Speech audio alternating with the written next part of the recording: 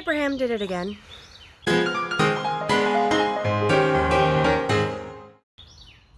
Hey guys, welcome to another episode. I'm out here in the sun, getting some sun.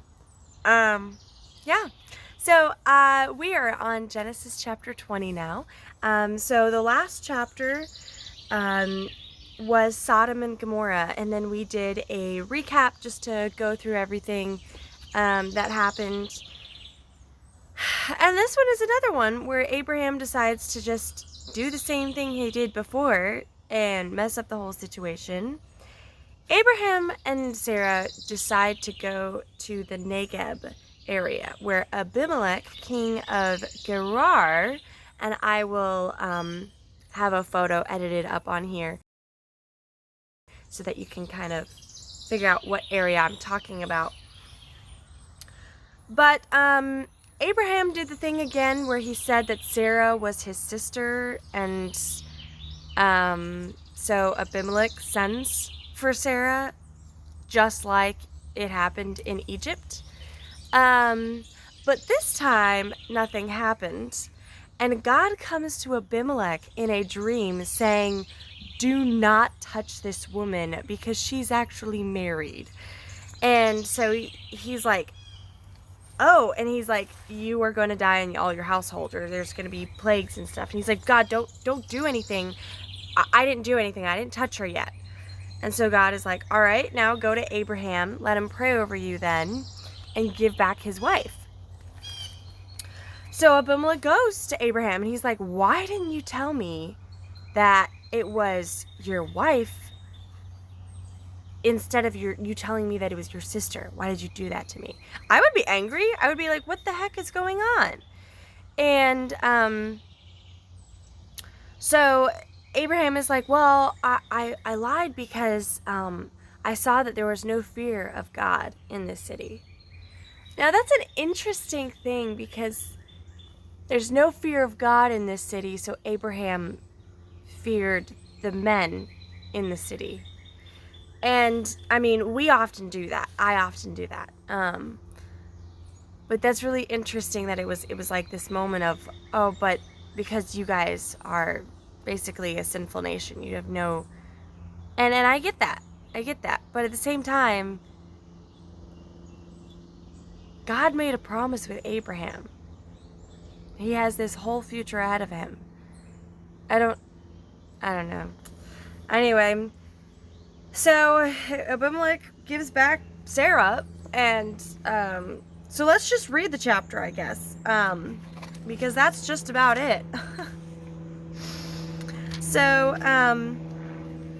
we're in Genesis chapter 20, so I'm going to go ahead and read it for you. Plain. Lovely. From there, Abraham journeyed toward the territory of the Negev and lived between Kadesh and Shur. And he sojourned in Gerar. And Abraham said of Sarah his wife, "She is my sister." And Abimelech king of Gerar sent and took Sarah. But God came to Abimelech in a dream by night and said to him, "Behold, you are a dead man because of the woman whom you have taken, for she is a man's wife." Now Abimelech had not approached her, so he said, "Lord, will you kill an innocent people? Did he not himself say to me, 'She is my sister,' and she herself say, 'He is my brother'?" So Sarah apparently went along with it. "In the integrity of my heart and the innocence of my hands, I have done this." Then God said to him in the dream, "Yes, I know that you have done this in the integrity of your heart, and it is I who kept you from sinning against me. Therefore, I did not let you touch her. Now then, return the man's wife, for he is a prophet, so that he will pray for you, and you shall live. But if you do not return to her, know that you shall surely die, and you and all who are with you." So Abimelech rose early in the morning, called all his servants, and told all these things. And the men were very afraid. Then Abimelech called Abraham to him and said, "What have you done to us? And how have I sinned against you, that you have brought on me and my kingdom a great sin? You have done to me this and this thing." Oh, I lost my place now. Dang it. "You have done to me these things that ought not to be done." And Abimelech said to Abraham, What did you see that you did this thing?" Abraham said, "I did it because I thought there was no fear of God at all in this place, and they will kill me because of my wife.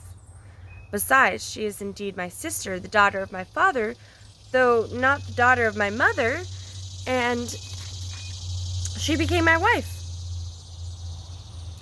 And then God caused me to wander from my father's house. I said to her, 'This is the kindness you must do to me at every place to which we come. Say of me, he is my brother.'" So apparently they had an agreement since Egypt that everywhere they go, she's just going to say that.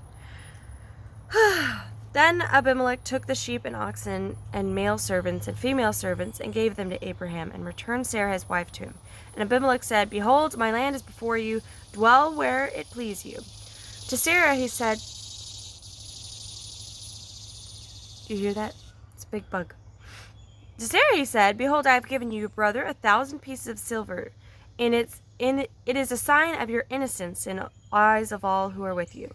Before everyone you are vindicated." Then Abraham prayed to God, and God healed Abimelech and also healed his wife and female servants, slaves, so that they bore children. For the Lord had closed all the wombs of the house of Abimelech because of Sarah, Abraham's wife.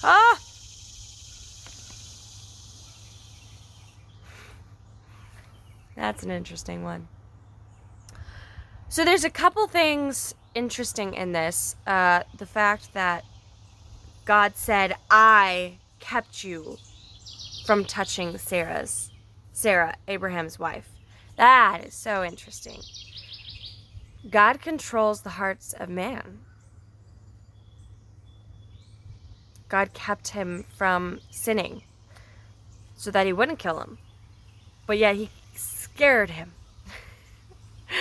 And then Abraham is over here afraid of what the men can do and does the thing again. But God kept Abimelech from doing anything and makes him send Sarah back, similar to what happened in Egypt.